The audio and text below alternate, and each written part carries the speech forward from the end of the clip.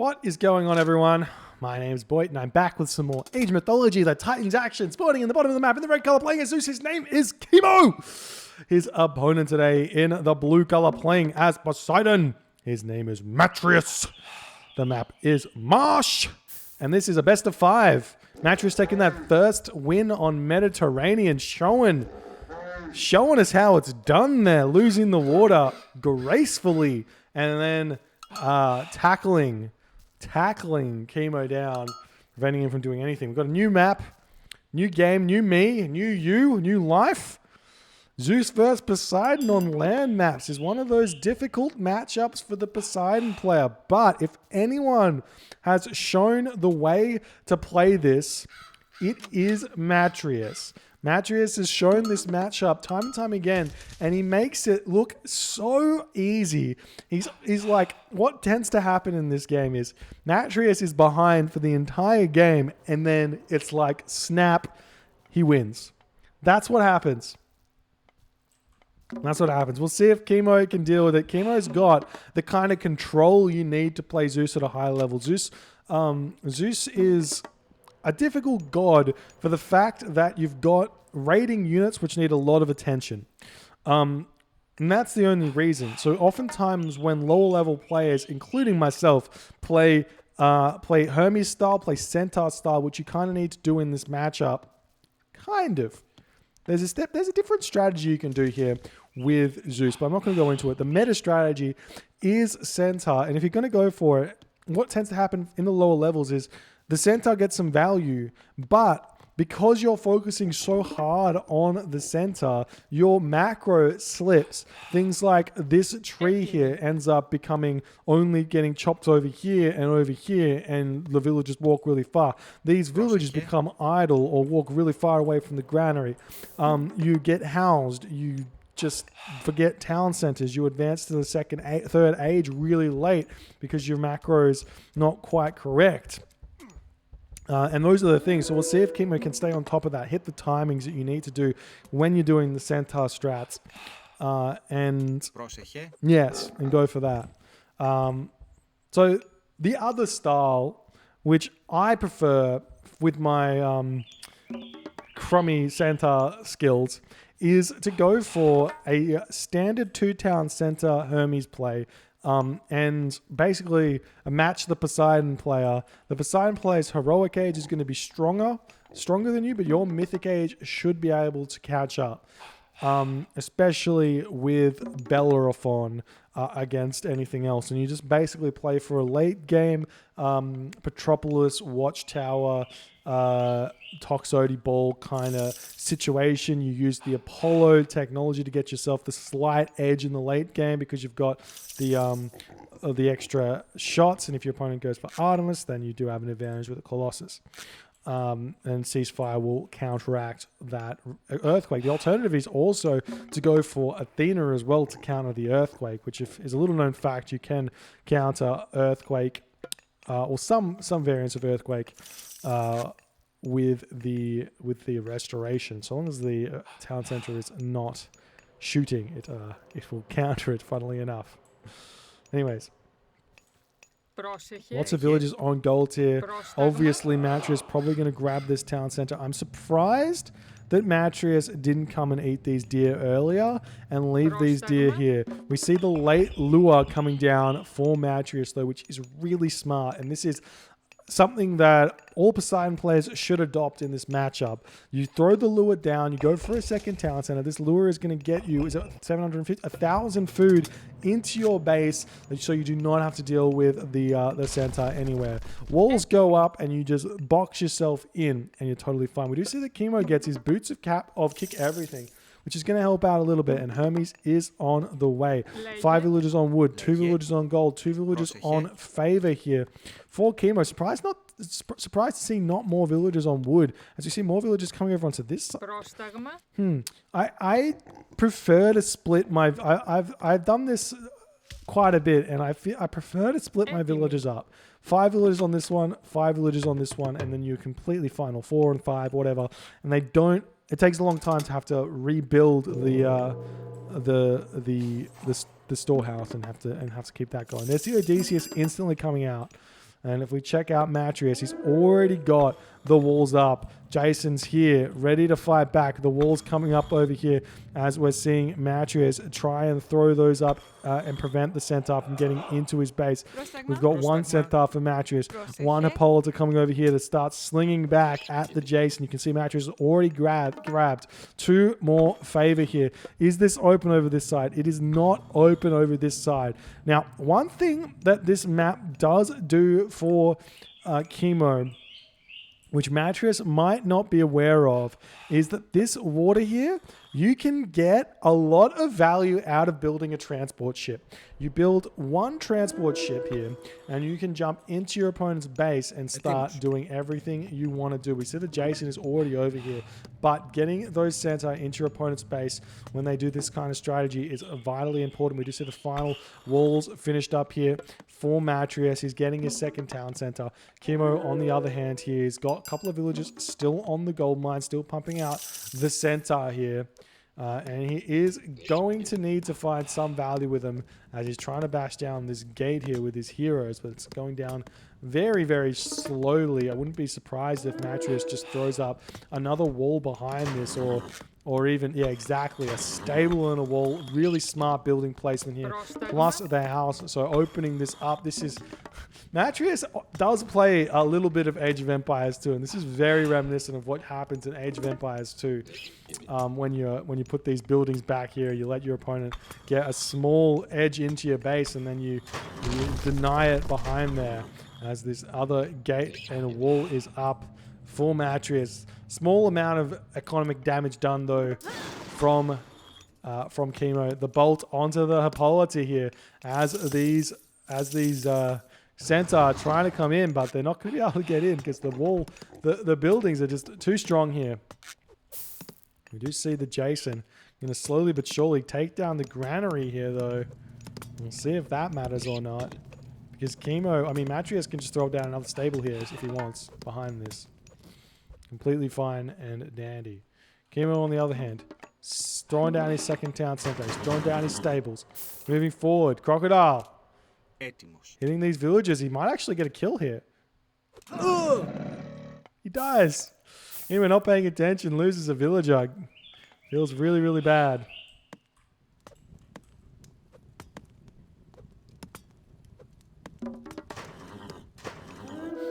And Matreiuss, Matreiuss just needs to go. He hasn't thrown down the extra. This can sort of sneak through. This might be a bait though from Matreiuss, but Matreiuss basically just wants to get heroic age here and build out Atlanta as soon as he possibly can. So we'll see if he goes for that or not. Centaur on this gate over here going to be trying to open that one up there. Πρόσεχε.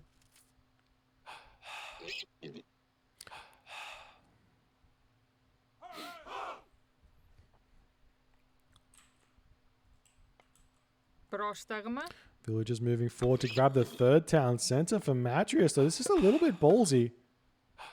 I mean, Kimo grabbing his second town center does sort of give Matreiuss the keys to do this, but if Kimo notices it, he should be able to deny it, right? And he's not going over there just yet. Centaur still getting built, and now he's making his way over there, but he's still not making his way over there. So this is going to be 3 town centers for Matreiuss. And he gets access to this water buffalo and this water buffalo here as well. Another stable coming up now for Matreiuss. And Kimo is just letting him do whatever he wants here. I'm not seeing the game plan from Kimo at all. As he's moving forward, we see the centaurs can trade a little bit. Now Matreiuss is ready to push forward. The town center is up now. And the centaurs are just... they're not doing anything. That's the problem. They're not doing anything. One thing that Pegasus Rush likes to do when you're in these situations against Greek players is he likes to use the centaur instead of trying to find villages. He tries to snipe the hippocon with them. Once you get... how much damage does the special do? 50 pierce damage, right? So these have 150, 25% reduction there. We're going to try and do some math. I imagine 4 centaur hits, 4 specials will be able to kill an unupgraded hippocon, I imagine. with the 25% pierce armor. So you grab 4 Centaur and you just start trying to snipe the Hippocon with the specials over and over again in order to stay in front a little bit. And then you get some value from the Centaur.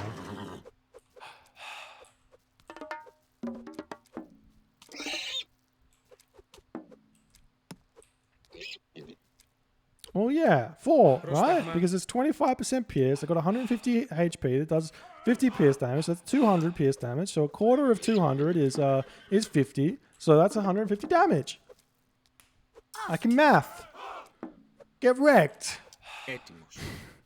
The Kimo is now in a really nice position here between the base of Matreiuss and the forward town center of Matreiuss. But, and Kimo's not going for this. What I don't mind here from Kimo, potentially, is like a semi-fast Mythic Age here, going for early Colossus to make a push into the home base of Matreiuss. So trying to force a ceasefire out here, if he can, would be really big. And he's going for this gate, trying to push into Matreiuss's base here. What's my tooltips wrong? Oh, nice snipe from Matreiuss. Picks off one of those Centaur. And Kimo can't... Oh, this, I was going to say, he can't really fight this, but he gets the timing of the medium cavalry really, really nicely there. Nice micro from Kimo pulling back the Centaur. Going to be dodging those Hippolyta shots there, but the one more Centaur does fall. But Kimo is able to pick off the majority of those blue Hippocons of Matreiuss. Still microing the Centaur around here. Matreiuss is abandoning his game plan a little bit here, taking this fight. But Kimo does have to retreat here. Generally speaking, Matreiuss' game plan is just get to the third age.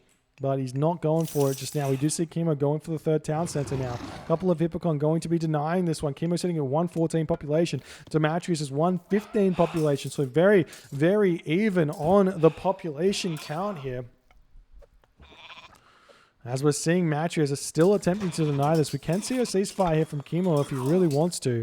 That's not what you want to be doing, because you do need to save that ceasefire for the earthquake. Nice pickoff of the Jason. The Hippolyta in the back, still trying to get some shots off onto the Centaur. Now these Hippocon all falling for Matreiuss as Kimo is able to continue to stay relevant in this game. Even though Matreiuss has been 3 town centers for quite a while more than Kimo has. Now we're seeing farms from Kimo. What? He's got hippopotamus here. Does he not know about them? That's... How much food is that?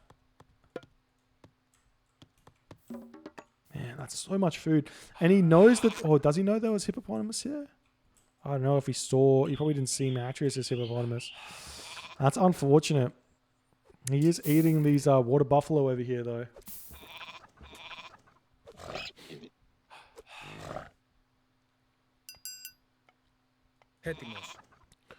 And now, Kimo moving forward here. Attempting to take down some of these Hippocon here.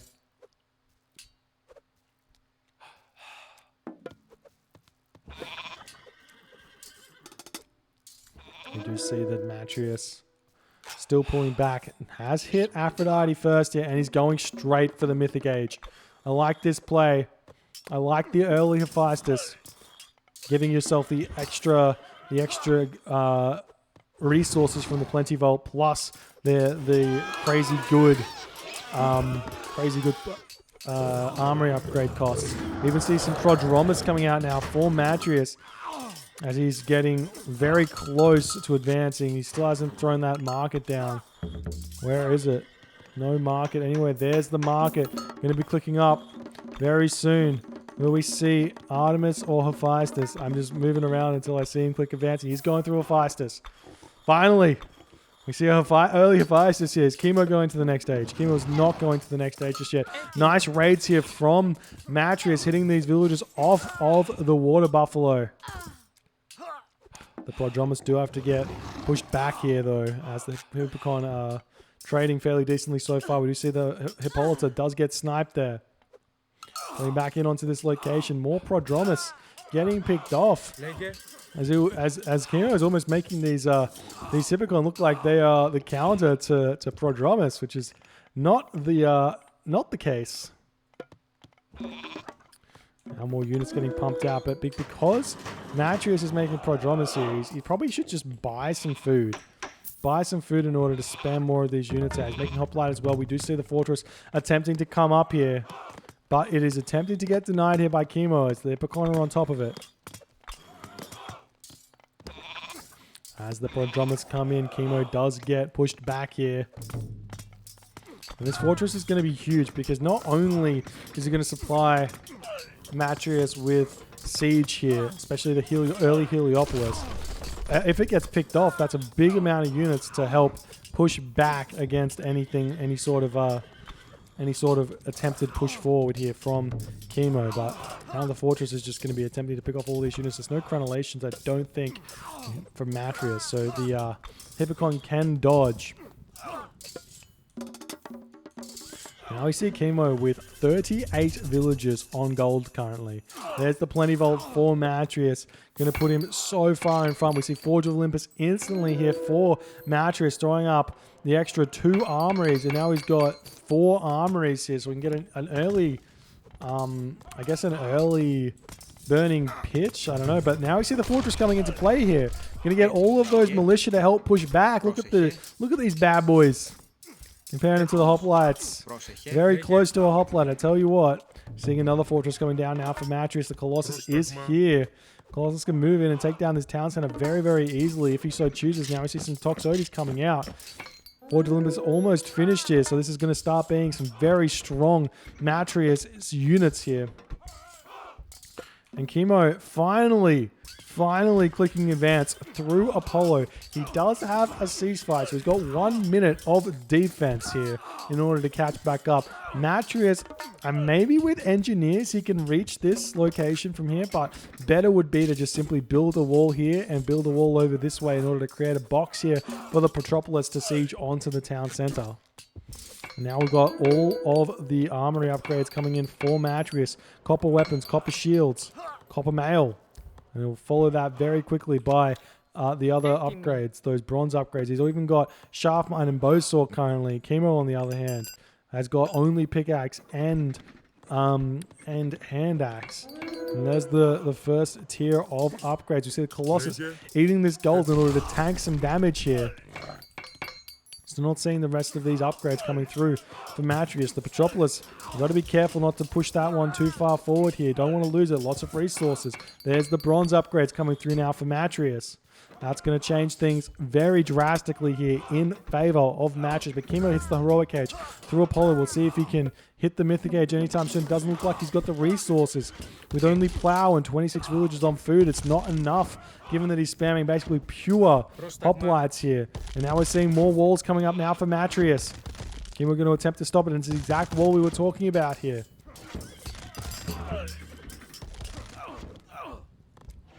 Meanwhile, Matreiuss has just got resources to boot here. He needs to start working on those line upgrades, getting medium infantry, medium archery, then getting bronze everything here. Is he going to start his iron upgrades? He should think about getting those armory upgrades as soon as he possibly can. There's iron weapons. There's iron shields. There's iron mail all coming through. And these units are going to be so incredibly strong here. Colossus coming in, and Kimo taps out here as Matreiuss is making it look easy here. What play by Matreiuss, though. I do feel like on this map, with this map layout that Matreiuss had, Centaur were not the right choice.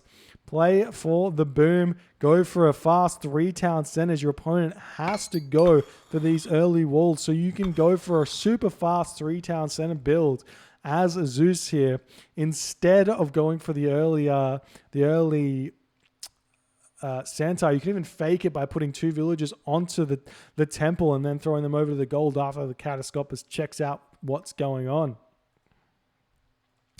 Just too well played by Matreiuss.